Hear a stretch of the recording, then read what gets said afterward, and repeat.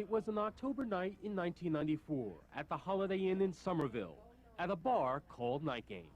People were having a good time. A lot of people were drinking. But in an instant, the good time was replaced by a chaotic scene of flying fists. A scene that haunts Herman Alfonso to this day. They beat the hell out of me. It was a wild melee leading to allegations coming to light only now of a brutal police beating, followed by a massive police cover-up. A cover-up allegedly including destruction of records, the filing of phony reports, and threats to those who dared to expose it. I was going to visit a girl that had just started working there. Herman Alfonso and Christopher Mattel were two young men in their early 20s and had no idea what they were getting themselves into that night. Neither was from Somerville, and both had been just a little bit leery about going there in the first place. Somerville can be a tough town, and Mattel and Alfonso were the only Hispanic customers in a mostly white bar. I believed that I was being watched. Neither Alfonso nor Mattel had finished their first drink when there was a scuffle up and at the bar. The trouble started across the room with two old adversaries, both of whom witnesses say appear to have had one too many drinks. One was a cop named Pat Irving. The other was a well-known drug dealer named Michael Henderson, who tells everyone just to call him Hendo. Henderson says he and a friend, Joseph Spear, had been minding their own business when there was an exchange of words with Detective Irving. Irving sucker punched me, Henderson says. Swinging wildly, according to Henderson, the officer lost his balance and fell over the railing around the bar. There was just a lot of shoving and pushing. As Henderson and Spear were hustled outside, Mattel and Alfonso got up to see what was happening. So I was just curious, so I got up to walk outside and just take a look-see. This gentleman walked past me. He didn't speak. He just turned around, and then he lunged at me and grabbed me by my throat. Christopher Mattel was a student at the University of Massachusetts and was working as an office cleaner for extra money. They had him by the neck, they had him by the head, and there were four men holding him. I went to get him out of there. Herman Alfonso worked at a homeless shelter and was a member of the Army National Guard. They dragged us outside. The two guys were hitting me in the back of the head. And the next thing I know, I was thrown up on a car. I was screaming, you know, get off me, why are you guys on me? The gentleman had me in a headlock and was just repeatedly punching me in the head. And they said, you're under arrest for assault and battery on police officers. That's right, police officers, in plain clothes, and Mattel and Alfonso claim with beer on their breath. There were officers in uniform watching. They declined to help me. Mattel and Alfonso say they had no idea why they were being beaten. They threw us in a wagon. And then one of the officers who was plain clothes jumped in. He said, you guys want to jump on cops? And then he smacked me and choked me while in the paddy wagon. They were soon joined by Michael Henderson and Henderson's friend, Joseph Spear. And this kid's face was all bloody and everything. He says, you know, they're gonna hurt us when we get there. There was police headquarters, and that, Mattel and Alfonso say, is exactly what happened. 4 officers came in. They were just screaming at us, choking us by our throats. They started calling us spics. And we still handcuffed the whole time. And they basically told us that they were going to uncuff us and that the only way we were going to get out of that police station is to fight our way through. Both Christopher Mattel and Herman Alfonso have hospital records as well as photos they say were taken just after the beating. The photos show Alfonso's black and swollen eyes and scratches around Mattel's neck. Ordinarily, this would simply be the word of these men against police officers. But we have discovered that some police officers are actually backing up the claims of the alleged victims in this case, and they are charging that their superiors at the Somerville Police Department covered up what happened on that October night at this Holiday Inn. This is the official record as written by Sergeant John O'Farrow, one of the officers there that night. But our police sources charge and documents we've obtained indicate much of this report is a fabrication.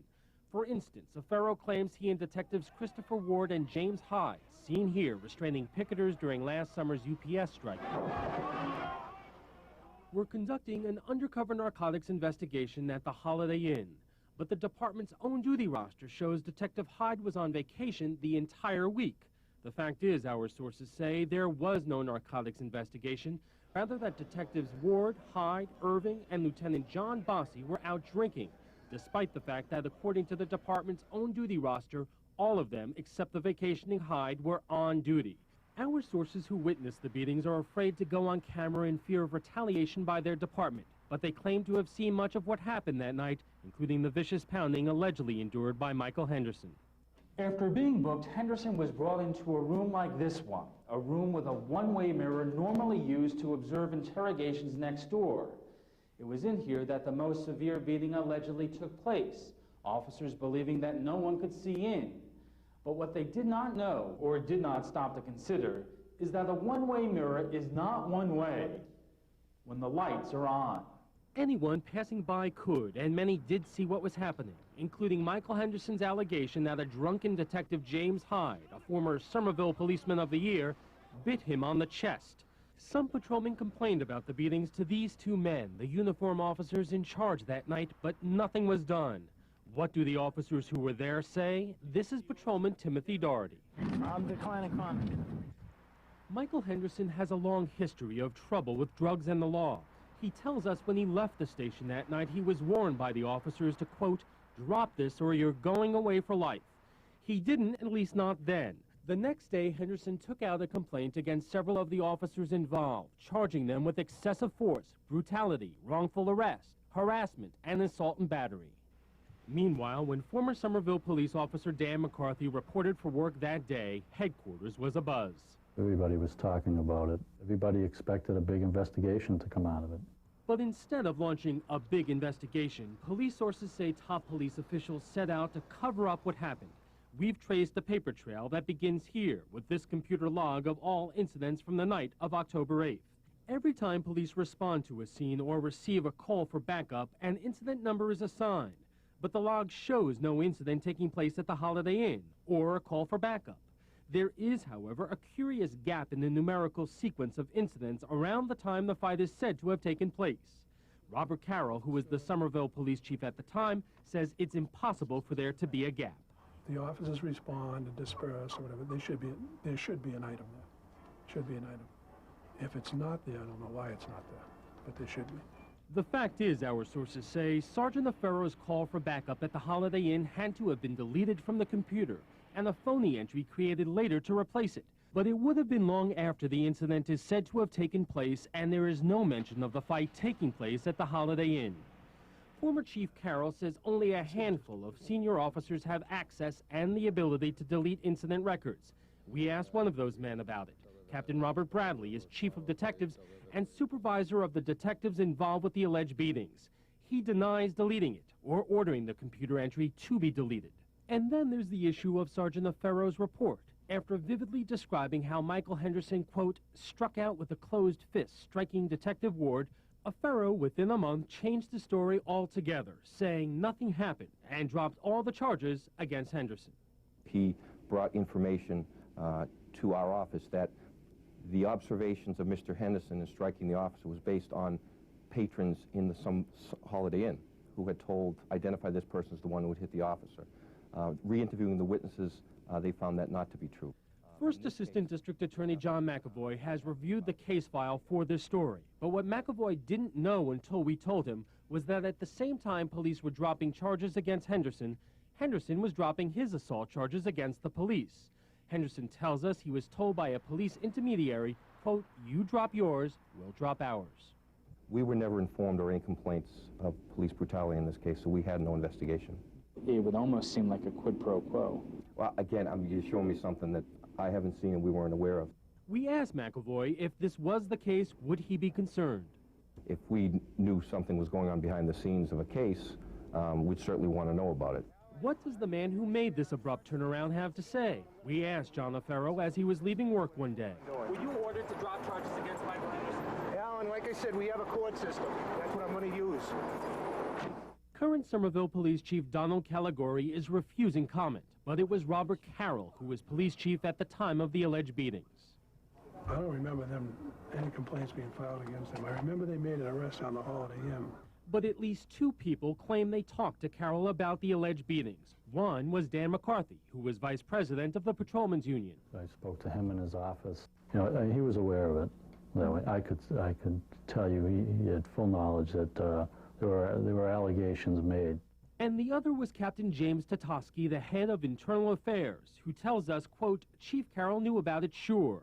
He knew there were complaints filed against two individuals. I don't launch anything without talking to the chief, without seeing how he feels. They never brought it to my attention. I mean, no one ever came to me on this. Right. That's a fact. I mean, that never happened. But with Carroll's knowledge, Tatosky says he began an investigation. Quote, I asked for reports from Sergeant Afaro right away. You hear about something and you go up to the guy and say, what happened here? But Tatosky says he dropped his probe when Henderson dropped charges against the officers. We asked former Patrolman Dan McCarthy why he thinks nothing happened. Because of the people who were involved in it. You know, it's that simple. The people who were involved in that investigation worked directly for Captain Bradley. And that's why it's where it's at now. We discussed the beating allegations and evidence of a cover-up with Massachusetts Attorney General Scott Harshbarger. He wouldn't comment on the specifics, but does say, if there are allegations of misconduct by police or by any public officials, I think it's the responsibility of the Attorney General and the District Attorney, when appropriate, to make sure that we're looking at those very seriously. Today, Michael Henderson works as a painter in Somerville. He refuses to go on camera in fear those who allegedly beat him up will come after him again. His own troubles with drugs make him an easy target, and ordinarily it would make him an unreliable witness. But everything Henderson does say is backed up by police eyewitnesses, as well as Christopher Mattel and Herman Alfonso. And now Mattel and Alfonso are filing a federal lawsuit charging 8 Somerville police officers with civil rights violations. They include John Afaro, Timothy Doherty, John Bossie, who is now retired, Christopher Ward, and James Hyde, whose face we've disguised because he's now an undercover federal agent.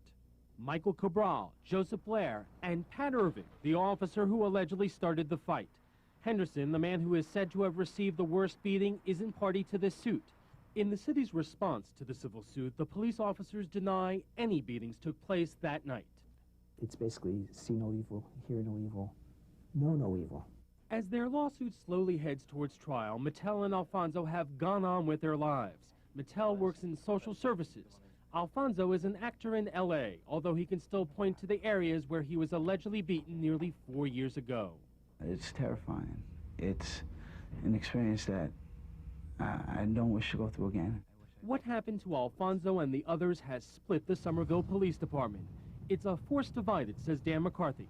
There was officers that, you know, that go to work every day and, you know, risk their life doing this job, and hear and see things like that wish the department would correct itself. At stake here, says the attorney representing Christopher Mattel and Herman Alfonso, is not only justice for his clients, but also the safety of every good cop walking a beat. Being a cop is a very, very dangerous job. There are a lot of people out there that don't like cops and that will attack cops, and that can cause injury to police officers. But if police officers don't acknowledge when there is wrongdoing, and if they don't act to correct it, they only feed that antagonism from members of the public, and it only makes their job less safe. What happens now? That is up to Middlesex County District Attorney Tom Riley, Massachusetts Attorney General Scott Harshbarger, or U.S. Attorney Donald Stern. But this would not be an easy case for either Riley or Harshbarger. Both have known and worked closely with many of these officers in the course of handling criminal cases over the years.